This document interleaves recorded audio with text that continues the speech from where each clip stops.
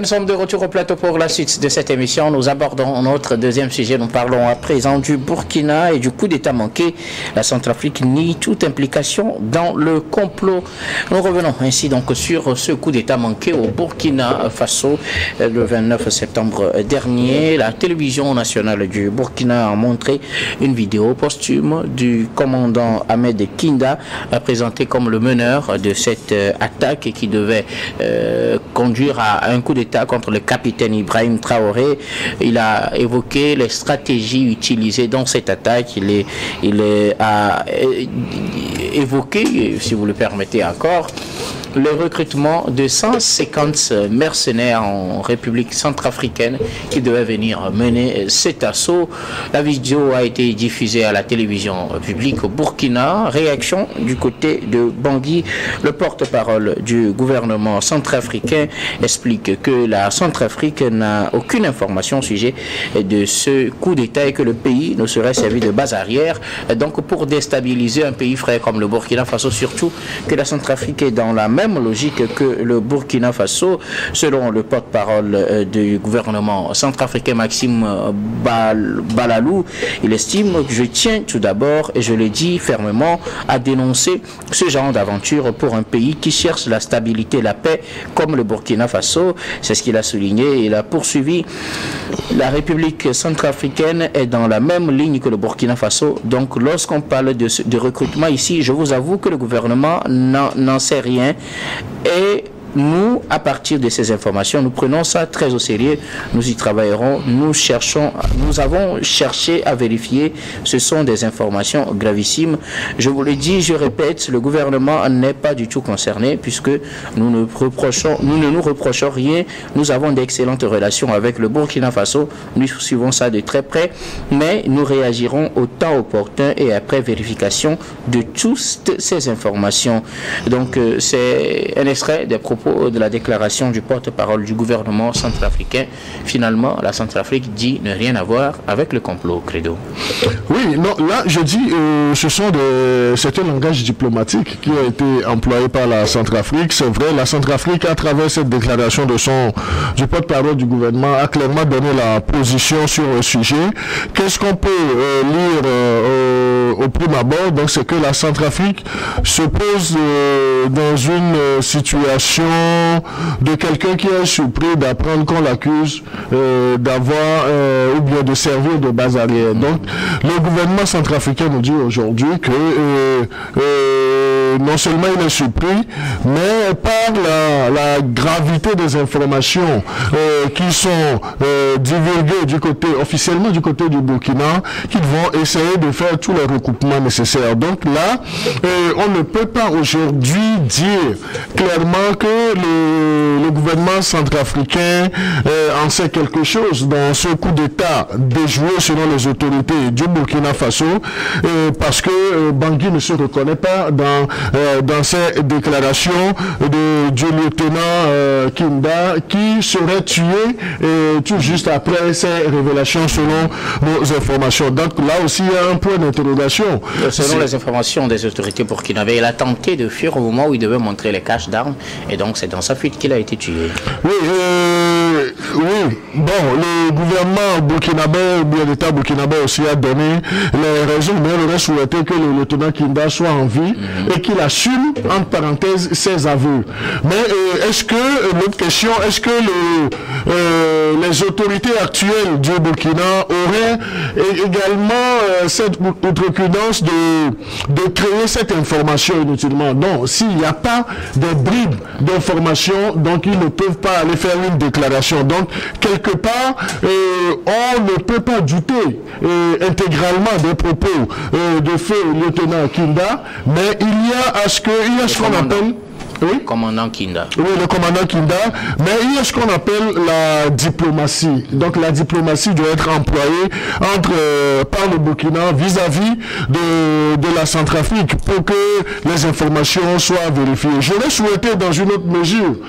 Du moment où les informations, là, ces aveux ont été faits par le commandant Kinda, que le Burkina Faso emploie, disons, les réseaux diplomatiques pour prendre langue avec la Centrafrique Centrafrique pour la véracité des informations avant de faire une déclaration. Voilà que la déclaration, elle a été faite sur la télévision, la RTB, et voilà que d'une certaine façon, d'une certaine manière, la Centrafrique aussi est en train de battre en brèche totalement toutes ces affirmations. Donc, qui croit est-ce qu'on va croire quelqu'un qui est déjà décédé, qui n'est plus dans le monde des vivants, qui n'aura plus cette opportunité d'être questionné, le commandant Kinda, ou bien il faut croire tout ce que la République ou bien l'État centrafricain nous dit, ou bien il faut boire exclusivement ce que les nouvelles autorités du Burkina Faso nous disent. Tout compte fait, je ne pense pas que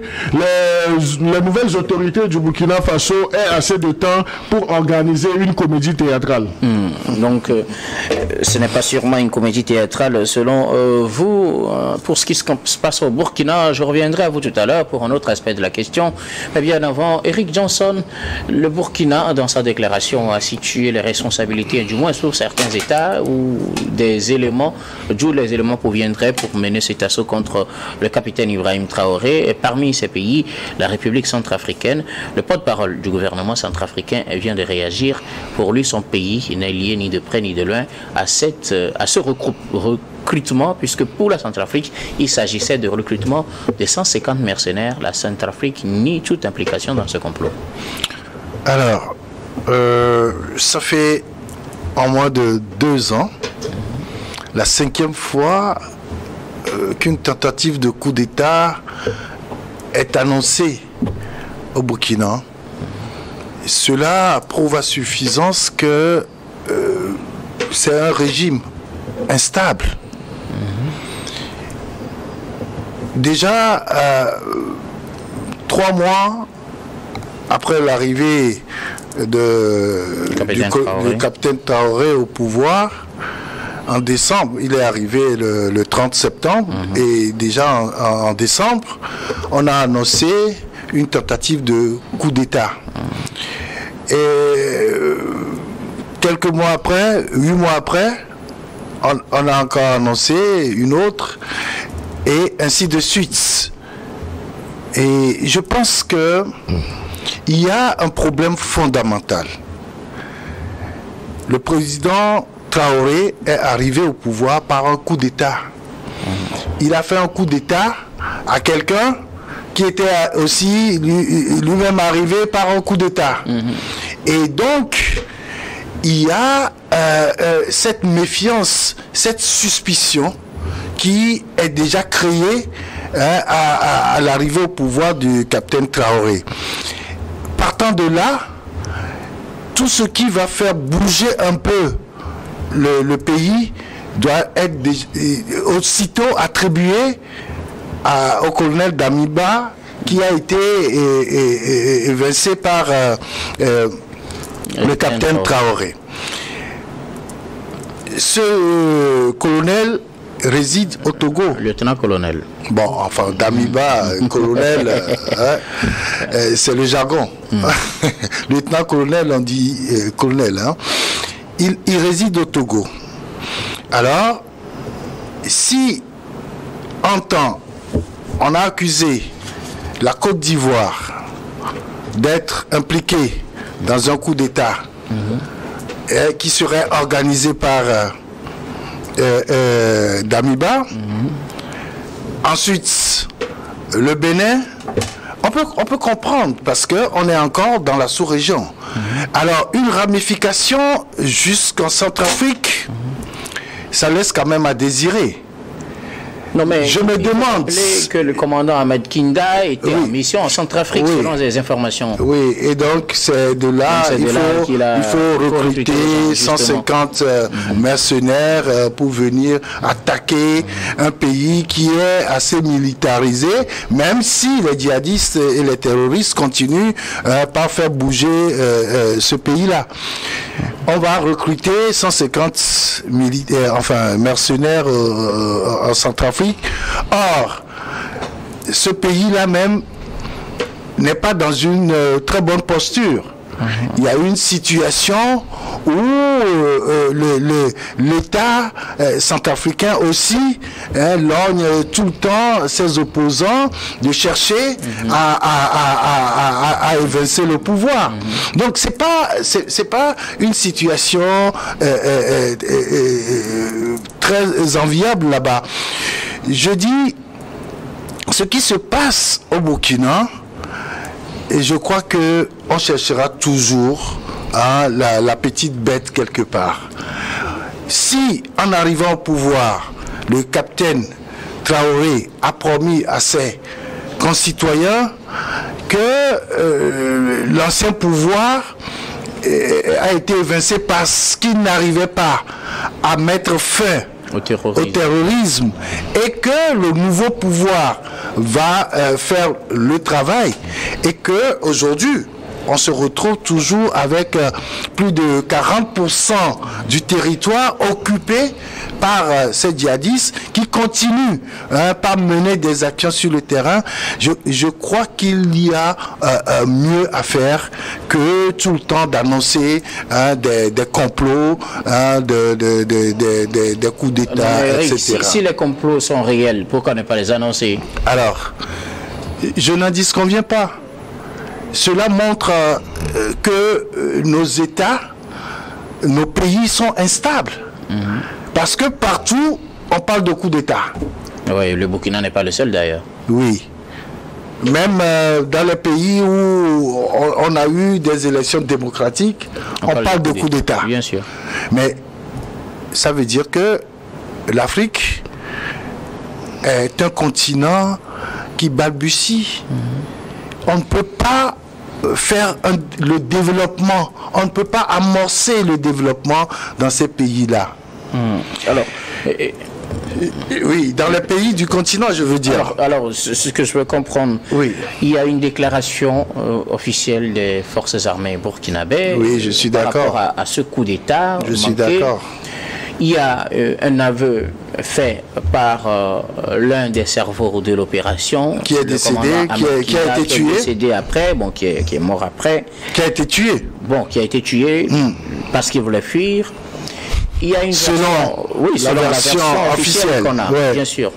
Il y a une déclaration de deux pays d'ailleurs, parce que à la suite de cette annonce, la Côte d'Ivoire aussi est sortie pour dire qu'elle n'était pas impliquée dans cette affaire. Ouais. On va revenir sur le cas de la Côte d'Ivoire tout à l'heure. Et maintenant, l'autre pays suspecté, c'est la République centrafricaine. Puisque le commandant Ahmed Kida était en mission en République centrafricaine. Oui. Alors, finalement, on a au moins 3 versions pour ce qui concerne la Centrafrique. La version officielle du Burkina, étayée par les aveux du commandant Kinda, qui est décédé après, et puis à la sortie de la République centrafricaine. Pour le même fait, 3 versions, 2 se ressemblent, et puis une est différente. Bon, du moins aussi, le fait de dire qu'ils ne sont pas concernés, est-ce que ça veut dire qu'il n'y a pas eu vraiment de velléité de recrutement de mercenaires? Parce que ça peut supposer que ça est fait, mais nous on n'était pas au courant, n'est-ce pas? Oui, personne, je ne sais pas comment je peux affirmer ou infirmer cette information, du moment où il y a des démentis concernant la version officielle. On est dans le doute. Alors comment on peut avoir la vérité dans ce mélange d'informations? Un procès, puisqu'on a dit qu'il y a des gens qui ont été arrêtés et qui répondront de leurs actes. Où est-ce qu'on va répondre? C'est devant les tribunaux. Et donc, c'est lorsqu'il y aura un procès avec les déclarations de ceux qui les présumés coupables, en ce moment-là, on pourra statuer sur la véracité de ce complot. Je dis, c'est vrai, partout sur le continent on parle de coup d'État, mais à quel moment parlera-t-on de développement? C'est ce qui est plus important aujourd'hui. Il y a une situation, il y a une crise militaire, il y a une crise profonde au Sahel. C'est comment trouver les voies et moyens pour éradiquer ce mal-là qui ne permet pas, qui ne donne pas une certaine confiance aux populations.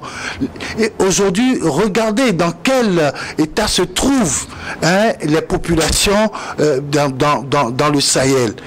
C'est vrai, pas que, c'est surtout le continent. Il y a une extrême pauvreté qui jase un peu partout. Il faut plutôt qu'on cherche des voies et moyens. Oui, on peut avoir des situations délicates de complot, etc. Mais il faudrait véritablement penser à éradiquer ce mal qu'est le terrorisme, le djihadisme, et penser au développement de nos pays. Alors, on va toujours continuer à parler de ce sujet, même si il faut penser aussi au développement de nos pays. Credo TT, comme je le disais, au-delà de la République centrafricaine, la Côte d'Ivoire également était citée parmi les pays d'où devaient venir des gens pour attaquer le Burkina Faso. La semaine dernière, ou plutôt en ce début de semaine, excusez-moi, le porte-parole du gouvernement ivoirien également a réagi pour dire que la Côte d'Ivoire n'était pas impliquée. Voilà la Centrafrique aussi qui réagit. Deux pays qui sont clairement cités dans ce dossier, qui nient leur implication. Que faut-il retenir? Oui, nous avons parlé du cas de la République centrafricaine, mais le cas également de la Côte d'Ivoire. C'est possible que si ça fait en Côte d'Ivoire, parce qu'au moins la Côte d'Ivoire n'entretient pas de très bonnes relations avec le Burkina. C'est ce qui, en tout cas, ressort des analyses de certains.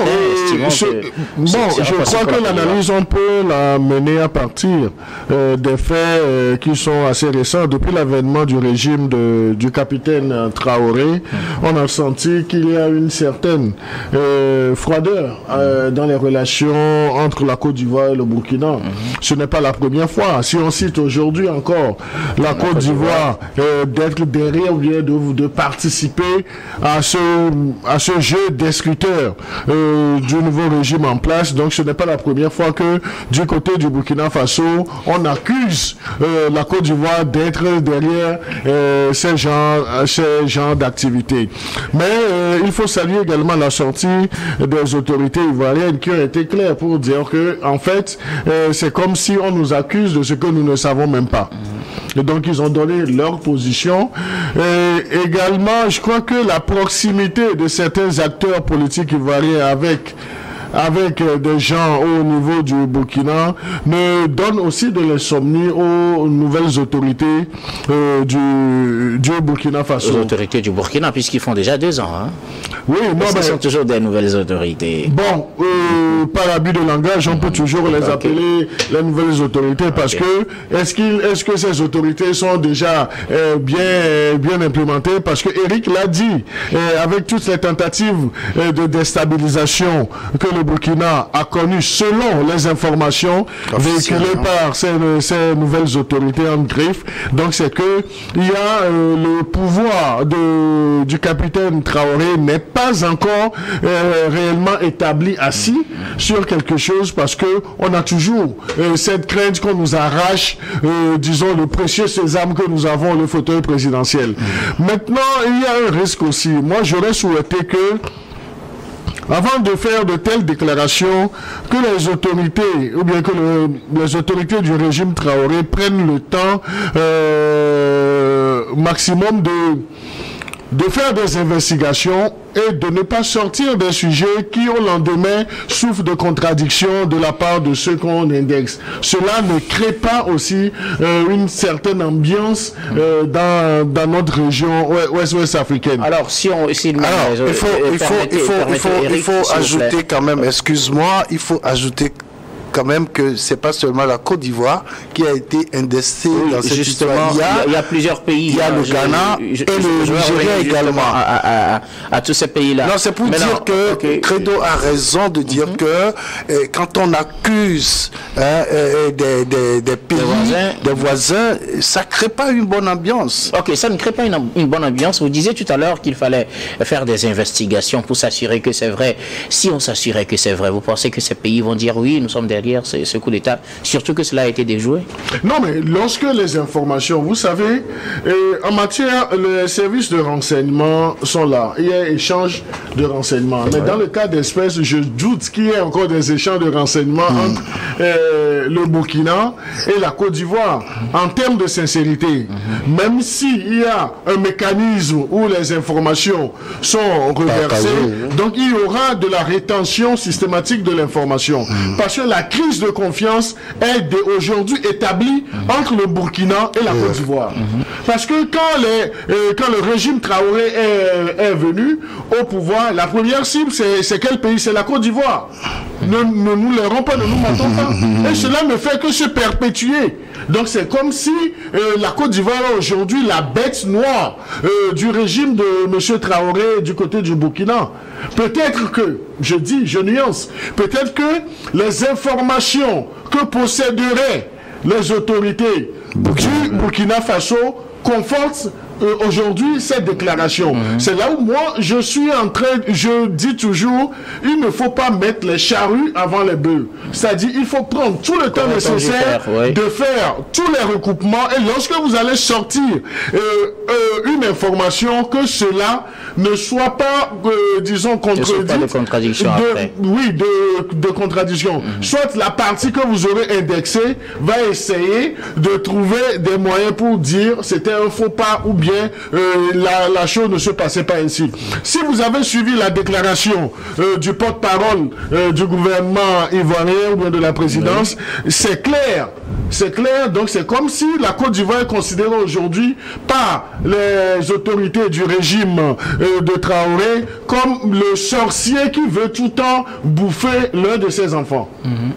Donc ça ne crée pas un bon climat de confiance. Et à cette allure viennent s'ajouter d'autres pays, le Ghana, plus le Nigeria.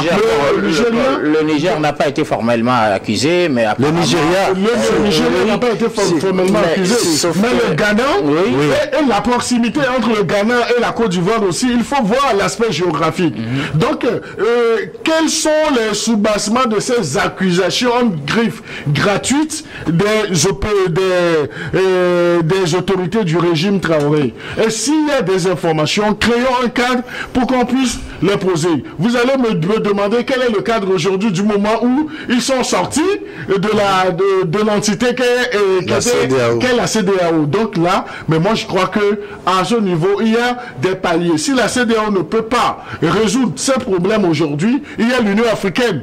Quitte à l'Union africaine aussi de dire je suis dans l'incapacité, il y a les Nations Unies. Mais on ne va pas perdre le temps en s'accusant, en s'entretuant sur le continent africain. Au même moment, ce que nous accusons, ce que nous pourchassons, l'Occident, plus ceux qui étaient nos colons, profitent de cette situation que nous-mêmes nous alimentons. Alors, je voudrais dire, quand tout à l'heure tu disais que le Ghana et le Nigeria ne sont pas formellement... Vous avez été cité dans le dossier, mais pas au même titre que la Côte d'Ivoire, où on dit qu'un groupe devait Qu'est-ce qui se passe? Qu'est-ce qui se passe? On dit le commandant Kinda, il était en mission en Centrafrique. Et il était chargé par Damiba de recruter 150 mercenaires en Centrafrique. On implique la Centrafrique, le pays. Au Ghana, en Côte d'Ivoire et au Nigeria, on dit qu'il y a un complot des exilés. Bien sûr. Dans ces pays-là, des exilés burkinabés dans ces pays. Ça veut dire que ces pays-là sont aussi au courant de tout ce qui se passe sans toutefois intervenir. C'est là l'accusation. En fait, c'est la question que je posais. Est-ce que c'est possible qu'effectivement il y ait des exilés qui aient ces intentions de déstabiliser le Burkina, et que peut-être le pays ou bien les dirigeants de ces pays dans lesquels ils résident ne soient pas réellement au courant? Est-ce que c'est possible? Ça ne peut pas être possible. Parce que quand le lieutenant-colonel Damiba, je peux donner l'exemple du Ghana.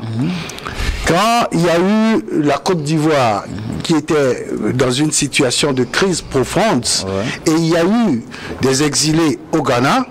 Dès qu'ils ont commencé par se réunir pour chercher des voies et moyens pour déstabiliser la Côte d'Ivoire, le Ghana a réagi tout de suite en disant non, vous ne pouvez pas mener des activités subversives sur notre territoire. Et c'est dans ce cadre-là qu'on a expulsé des Ivoiriens du Ghana. Ça veut dire que toute action qui est menée sur un territoire est au su des autorités qui ont des services de renseignement. Parce que lorsqu'il y a crise dans un pays et qu'il y a des réfugiés qui arrivent automatiquement sur un territoire, mais ils sont suivis. Et je peux donner même le cas du Togo, où en 92, les gens se sont exilés au Bénin, mais toute activité politique ou je ne sais de quel ordre vous menez, mais il y a l'État béninois qui intervient.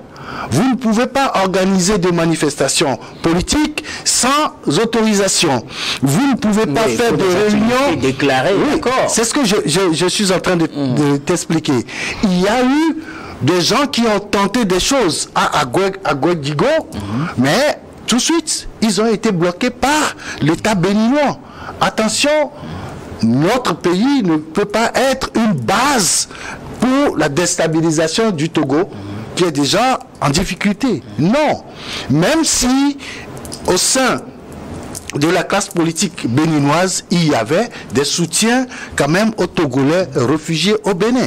Mais ils n'ont jamais accepté que l'on s'organise autrement. C'est pour ça que déjà, on vient de fêter un malheureux anniversaire. J'appelle ça un malheureux anniversaire le 23 septembre dernier. Mais le Togo a toujours accusé le Ghana d'être derrière ce complot-là. Et c'est de droit, parce que les gens se sont organisés au Ghana avec l'appui du capitaine Rollis. Et je crois que c'est de la même manière lorsque l'on laisse des gens s'entraîner ou s'organiser pour déstabiliser un pays, le pays est tout de suite accusé. Alors, voilà. Credo Tété, est-ce qu'on peut le prendre comme ça, quand les gens s'organisent dans un pays pour aller déstabiliser un autre, est-ce que forcément les autorités de ce pays seraient au courant? Parce que là, ce n'est pas seulement le Ghana, la Côte d'Ivoire qui sont cités. Oui, non, mais moi je crois que lorsque quelqu'un est exilé dans un pays et veut mener des activités subversives, il y a toujours les services de renseignement qui sont à ses trousses. Et c'est vrai, on ne peut pas avoir toutes les informations, mais à 90%, mais à 70%, on peut savoir quelles sont les activités qui sont menées par cette personne exilée, quelles sont ses fréquentations, quelles sont ses visites. Donc à partir de ces bribes d'informations, on peut faire une analyse contextuelle et situationnelle de la présence de la personne sur le sol étranger. Donc je voudrais, comme nous parlons du Burkina Faso, qu'on puisse interroger la présence du lieutenant-colonel Damiba, bien sûr, au Togo, qui est au puisqu'il Togo. est impliqué dans cette affaire, du moins s'il est cité dans cette affaire. Et ce n'est pas la première fois qu'il est cité dans ces informations de déstabilisation, de complot. Donc c'est dire que voilà, d'une là, certaine façon, est-ce que le Togo est complice? Non, on ne peut pas parler de complicité du Togo. Mais si on vous dit aujourd'hui que peut-être il y a des canaux d'échange d'informations entre le Togo et le Burkina, ça va... ça va te surprendre. Mais je voudrais juste rappeler, vous saviez, il y avait le général Djendjéré. Le général Djendjéré était le patron des services de renseignement de l'espace CEDEAO. Parce qu'il y avait un mécanisme où toutes les informations sont filées. Vous savez, si le lieutenant-colonel Damiba prépare quelque chose, ou bien préparerait quelque chose contre le Burkina, le Togo ne va pas aller lui dire, vous avez, mais le Togo est obligé d'échanger ces informations avec l'État burkinabé. Est-ce que cela a été fait? Donc on peut dire... Ça, on ne sait pas. Puisqu'ils n'ont pas dit qu'ils vont communiquer avec... Vous et moi, nous ne pouvons pas le tabler, mais nous savons qu'il y a des mécanismes d'échange d'informations. Et ce n'est pas pour rien que j'ai dit que dans l'espace CEDEAO, à un certain moment, les services de renseignement étaient coiffés par le général Djendjeri. Et c'est ça même qui avait valu qu'en ce moment-là même, il y avait aussi le général ministre des Affaires étrangères, diplomate, et Djibril Bassolé. Djibril Bassolé aussi qui faisait partie d'un pan assez poussé des services de renseignement. Et c'est cela qui avait fait même que les djihadistes, les terroristes n'opéraient pas autant de Blaise Compaoré. C'est après le départ de Blaise Compaoré qu'on a vu ces actions de velléité se produire du côté du Burkina. Donc aujourd'hui, on ne peut pas accuser le Togo, mais j'estime le Togo est très renforcé en termes de renseignement et le Togo connaît les mécanismes nationaux, internationaux et puis continentaux. Donc le Togo ne va pas jouer également à une base de destruction d'un pays étranger. Merci beaucoup à vous tous pour vos contributions. Nous allons marquer la pause pour le journal, puis on reviendra tout à l'heure pour la suite de cette émission.